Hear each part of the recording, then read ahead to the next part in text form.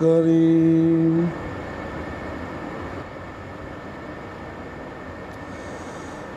عن ابی ہریرہ قال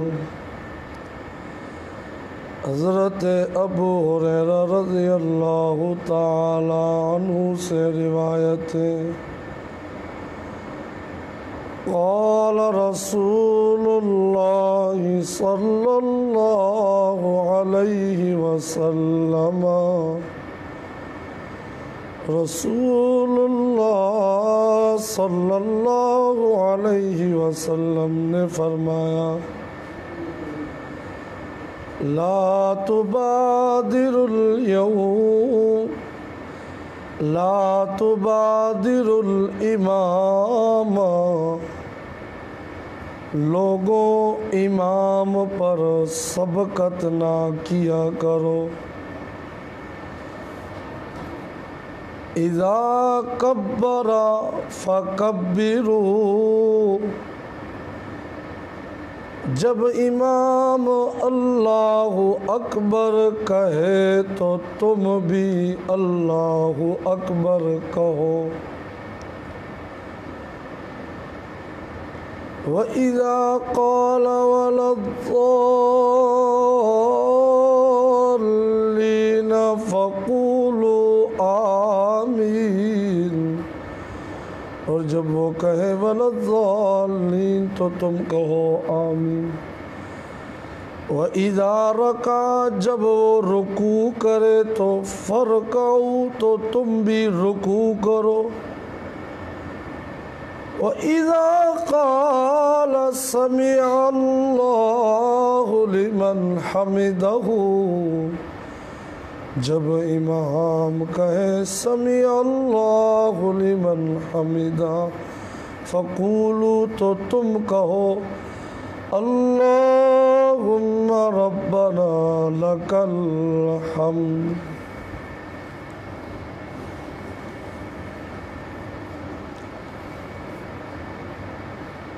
نماز باجماعت کے بارے میں اور صفوں کو سیدھا کرنے کے بارے میں چند باتیں ذکر ہوئی تھی۔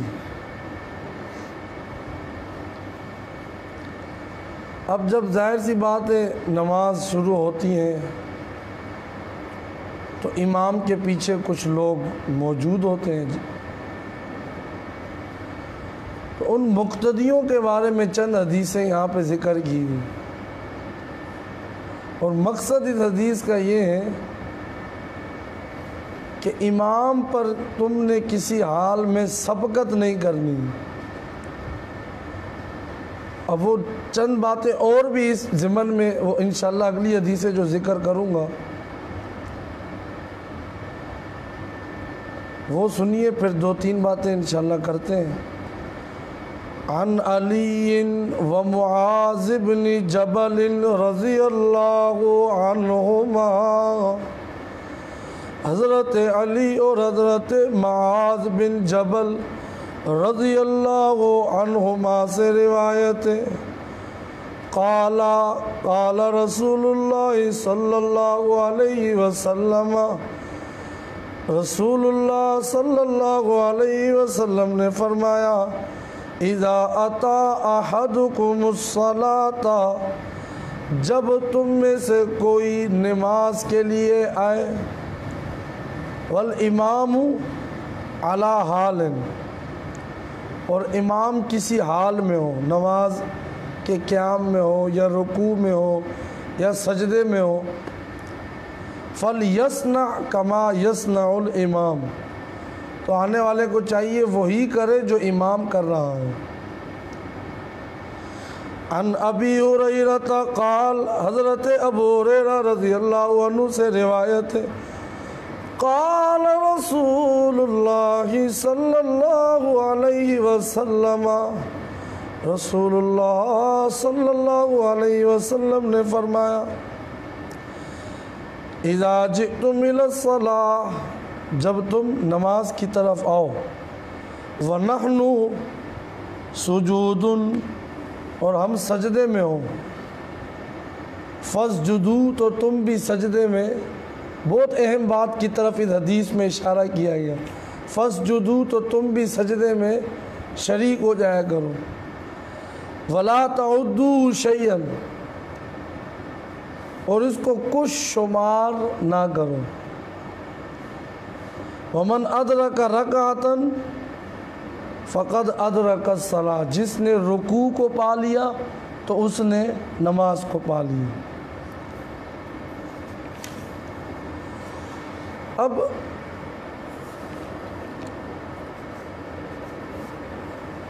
اگر ایک بندہ آئے، نماز ہو رہی ہے، اب کئی لوگ ایسے ہیں کہ بالکل وہ ایسے کھڑے ہو جاتے ہیں، اگر سجدہ ہو رہا ہوتا ہے تو وہ سجدے میں شامل نہیں ہوتے، یہ بھی صحیح نہیں ہے۔ اگر رکوع سے امام اٹھ گیا ہے تو ہمیں چاہیے کہ جیسے آئیں مل جائیں، اگرچہ رکعت تو نہیں ملی، رکعت تبھی ملے گی جب وہ رکوع میں پہنچ جائے گا، یہ مسئلہ ہے۔ لیکن جو نماز کے اندر جو فضیلتیں مل رہی ہیں وہ ظاہر سی بات ہے نماز میں شامل ہوگا، جو سجدہ کرے گا اس پورا ثواب یقیناً اللہ اسے عطا فرمائیں گی۔ اب اس میں بھی کئی ساری غلطیاں ہیں، کئی سارے لوگ رکوع میں امام ہوتا ہے، اب امام سمع اللہ لمن حمیدہ کہہ دیتا ہے، وہ بھاگتے بھاگتے آتے ہیں، اس طرح کیا اور سمجھتے ہیں کہ ہماری رکعت ہو گئی۔ ایسا بھی نہیں ہونا چاہیے۔ اگر رکعت تسلی سے مل رہی ہے، رکوع مل رہا ہے تو صحیح ہے۔ اور پھر اسی طرح مقتدی جتنا تسلی کے ساتھ آئے گا، اپنے آپ کو صحیح طرح وضو کر کے اور پاکی کے ساتھ آئے گا، اطمینان کے ساتھ نماز پڑھے گا، تو یہ بھی بات ہے کہ جو مقتدیوں کا اثر ہے وہ امام پہ بھی پڑتا ہے۔ ہم آتے ہیں اس طرح بھاگتے بھاگتے، اور پھر رکوع جو ہم رکوع میں جاتے ہیں تو رکوع سے پہلے قیام میں انشاءاللہ فرائض واجبات اس کا ذکر کروں گا، یہ فرائض میں شامل ہے قیام۔ تو ظاہر سی بات ہے ہم نے اللہ اکبر کہا، امام رکوع میں ہمیں کچھ تھوڑا بہت قیام چاہے کچھ ہی لمحوں کا ہو، کھڑا تو ہونا ہے۔ اب قیام تو ہوا ہی نہیں، تو کئی ساری غلطیاں ہیں جسے ہم نے سنوارنا ہے۔ اللہ اکبر کہیں، تھوڑا سا قیام ہو، پھر اس کے بعد رکوع میں جائیں۔ پھر اسی طرح کئی سارے لوگ ان غلطیوں میں کہ اگر وہ چوتھی رکعت کے رکوع میں آئے، اب اس کے بعد جب وہ امام کے سلام ختم ہونے کے بعد اپنی نماز شروع کریں گے تو وہ یہ سمجھتے ہیں کہ ہماری ایک رکعت امام کے ساتھ ہو گئی، اب ہم نے دوسری رکعت پڑھنی ہے۔ مطلب جو پہلی رکعت ہو گئی جس میں قرأت بھی ہوتی ہے، سورہ فاتحہ بھی ہوتی ہے، اس کے ساتھ کوئی سورت ملائی جاتی ہے، لیکن اس طرح نہیں ہے۔ اگر ہم آخری رکعت میں آئے ہیں تو اس کے بعد جب امام نے سلام پھیر دیا، اب ہم نے جس طرح پہلی دوسری تیسری رکعت ہے اس طرح اپنی بقایا نماز مکمل کرنی،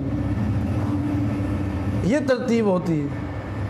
لوگ کیا اکثر یہ غلطی ہے، اس کی اصلاح کرنی چاہیے، اور پھر وہی بات کہ مسئلوں کو سمجھنا چاہیے، ضروری اہم باتوں کو۔ نماز تو نہیں ہوئی، پھر اس نے چوتھی رکعت پڑھی، اب اس کے بعد جب وہ کھڑا ہوا اس نے کہا کہ میری تو دوسری رکعت ہے، اس نے سورت ملائی، اب اس کے بعد تیسری چوتھی اس نے بغیر سورت ملائے پڑھ لی، سورہ فاتحہ صرف پڑھ لی، نماز اس نے اپنی نماز دہرانی ہے۔ اگر جو بقایا ادا کرنی ہے تو اس ترتیب پہ کہ میری کون سی رکعتیں رہی ہیں، پہلی، دوسری، تیسری، چوتھی جو ہے جو میں نے امام کے ساتھ ادا کر لی۔ اسی طرح یہ بھی بات ہے جو میں نے پہلے بھی ذکر کی کہ ہم نے اپنے آپ کو صحیح تسلی کے ساتھ، دن میں 5 وقتہ نمازیں ہیں، اللہ کریم سے یہ دعا ہے کہ رمضان میں ہمیں اس قدر اپنا محبوب بنا لے، نمازوں کا عادی بنا لے کہ ہم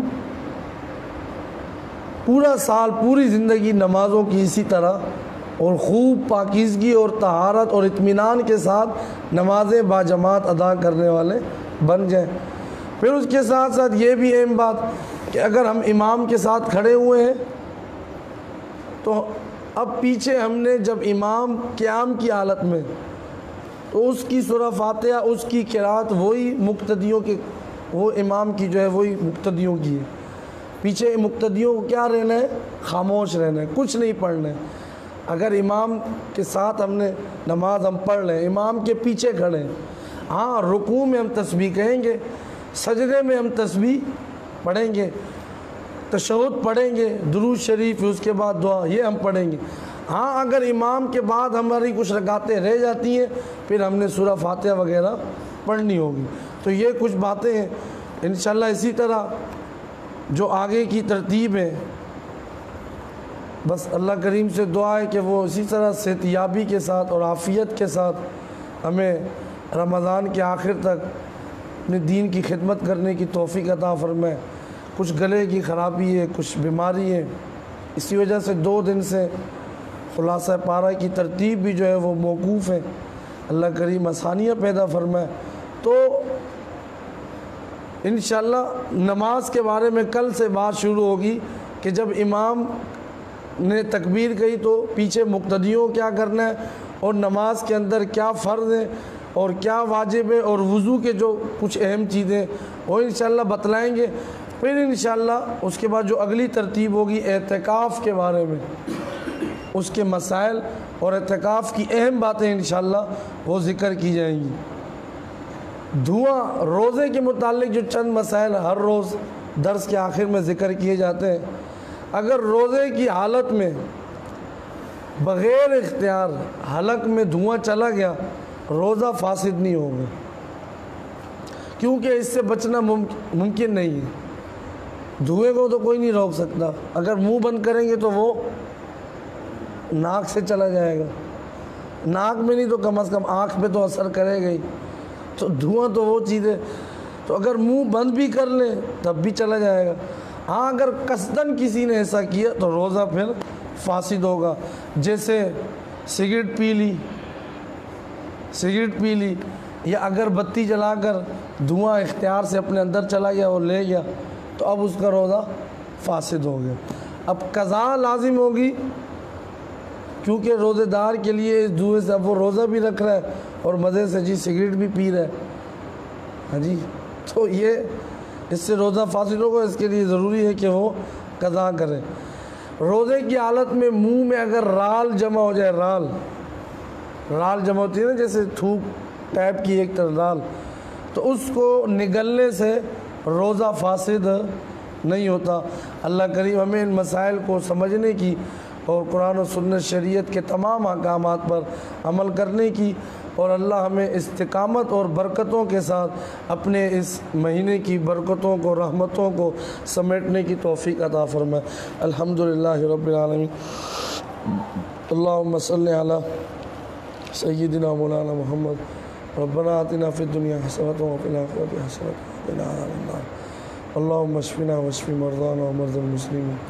اللہم ارحم موتانا وموتى المسلمین۔ اللہم اغفر لنا وارحمنا وانت خیر الرازقین وانت خیر الراحمین۔ اللہم ارزقنا انت خیر الرازقین۔ صلی اللہ تعالی علی خیر خلق محمد وعلی آلہ وصحبہ آمین۔